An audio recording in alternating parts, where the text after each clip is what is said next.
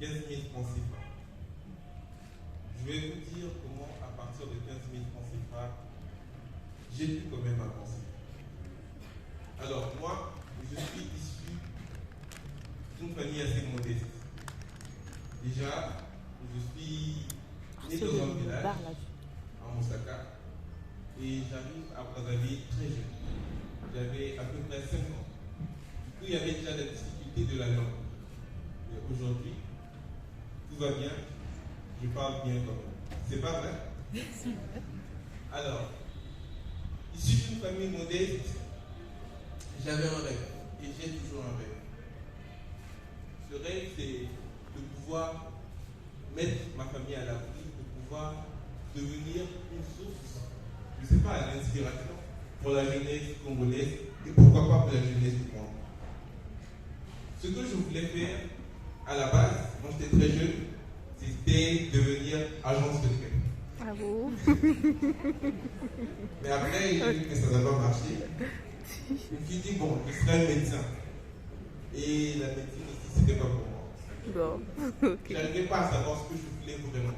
Donc, je passais de métier en métier. J'étais passionné par plusieurs domaines, mais je ne savais pas ce que je voulais vraiment faire. Après un moment, j'ai eu cette passion-là pour le business. Et ce que je disais, c'est que je voulais devenir businessman. Et ce que je faisais, c'est que je faisais des recherches pour les hommes les plus riches du monde. Une fois, je suis allé sur Google, j'ai tapé top 10 des hommes les plus riches du monde. J'étais jeune. Et en premier, c'était Bill Gates. En deuxième, c'était Warren Buffett. J'étais surpris, en fait. Dans ma tête, je me disais que le plus riche, ça allait être Barack Obama. C'était le président des États-Unis d'Amérique, le pays le plus riche. Nécessairement, je me disais que ouais, c'est le président, il a le salaire le plus élevé. Certainement, il est le plus riche. Mais après, j'ai découvert que ce n'était pas lui. Mais Bill Gates, il fait quoi? Est-ce que c'est un porteur de drogue? Je ne savais pas. Parce qu'à la télé, les gens qui touchaient beaucoup d'argent, c'était les gens qui étaient dans les drogues, la cocaïne. C'est après que j'ai découvert qu'il était entrepreneur. Et là, j'ai commencé à faire des recherches dessus. Et je me suis dit que je dois devenir entrepreneur. Et j'étais maintenant à fond sur ça. J'avais une vision, celle de devenir entrepreneur. Après, le tout ne devait pas rester dans la vision, car la vision, c'est le rêve. Ça devait devenir un objectif. L'objectif, c'est que je dois devenir entrepreneur. Alors, comment on le devient? Avoir un objectif, c'est bien. Mais tu ne peux pas concrétiser si l'objectif reste juste objectif. Il faut avoir un plan d'action que tu vas mettre en place qui va t'aider à atteindre ton objectif. Là, j'étais au lycée. Ce que je faisais, c'est que j'allais de conférence en conférence, comme celle-ci. Il n'y avait pas une conférence à Brazzaville sur l'entrepreneuriat, sur le business, où je n'allais pas. Chaque conférence, je partais. Et même à l'école, on disait que je suivais 2 livres à la fois. Et je m'en foutais parce que je savais ce que je voulais. Et quand je venais dans ce genre de conférence, j'avais que 2 objectifs. Le premier, c'était écouter le message, écouter l'information, saisir cette information et voir comment je peux l'utiliser, écouter le message et me former. Et le deuxième objectif, c'était le réseautage. Parce que déjà, les gens qui viennent dans des conférences, c'est certainement les gens qui voient les choses de la même façon que moi. Du coup, dans mon entourage, vu qu'il n'y avait pas assez de gens qui voyaient les choses de la même façon que moi, pour rencontrer ce genre de personnes, il fallait que j'aille dans les conférences. Donc, je me dis que s'il y a des jeunes dans cette conférence, c'est des jeunes qui voient les choses de la même façon que moi. Du coup, avec eux, on pourra échanger, on pourra aller de l'avant. Et pas qu'avec les jeunes. Je voulais également rencontrer des gens qui avaient plus d'expérience que moi. Parce que dans les conférences, les speakers, les panélistes, c'est des gens qui ont une certaine expérience, qui se sont lancés et qui peuvent me partager un peu. Donc, je ne partais pas à la maison sans pouvoir réseauter avec eux. Ça, c'était le deuxième objectif. Après, j'étais au lycée et j'étais en première, je pense. C'était les vacances. Je me suis dit, ces vacances-là, je ne vais pas rester à la maison. Je dois faire quelque chose. Je dois faire quelque chose.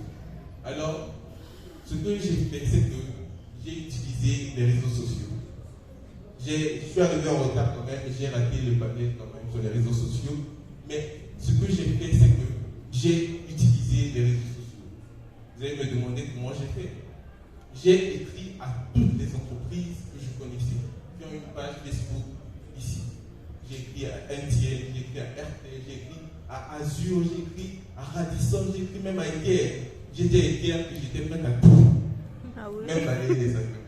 Yeah. Je voulais travailler, je voulais Ok. avoir une petite Wow. expérience. Comme j'étais très actif sur Internet, MTN m'a repéré. En ce temps-là aussi, ils étaient en train de rechercher des gens qui avaient des compétences en informatique. Et j'ai pu intégrer MTN et j'ai pu travailler avec eux dans leur branche du marketing. Et depuis là et aujourd'hui, toujours, je travaille avec MTN dans le domaine marketing. Alors, mais je voulais toujours devenir entrepreneur. Je ne savais pas toujours comment faire. Alors, il y a un livre qui a fait le buzz. Je pense que tout le monde connaît ce livre. Qui sait de quel livre je parle? Père riche, père. Ok, lisez dans les concerts. Père riche, père pauvre. J'ai découvert ce livre lors d'une conférence comme celle-ci aussi. Il y avait un orateur qui parlait de ce livre. Et j'ai tout fait pour chercher ce livre, pour avoir ce livre. Et en ce temps, ce livre n'était pas encore disponible comme il est aujourd'hui. J'ai fouillé sur Internet, j'ai fouillé, mais je ne trouvais pas. Et puis lors d'une conversation, j'ai pu avoir ce livre. Et ce qui m'a le plus marqué dans ce livre, c'est ce qu'on appelle par le cadran du cash flow. Yes. Le cadran du cash flow. Et dans la vie, il y a 4 types de personnes. Il y a des employés, des auto-employés, des entrepreneurs et des investisseurs. Et ce qui est bizarre dans tout ça, c'est que le cadran est séparé en 2 parties. Les employés et les auto-employés sont dans un parti. Dans une partie. Okay. Et les entrepreneurs et les investisseurs sont dans l'autre partie. Et ce qu'il faut savoir, c'est que 95% des personnes dans le monde détiennent que 5% des richesses. Et 5% des personnes dans le monde détiennent 95% des richesses. C'est vraiment étonnant. Ça veut dire que par exemple, à 4,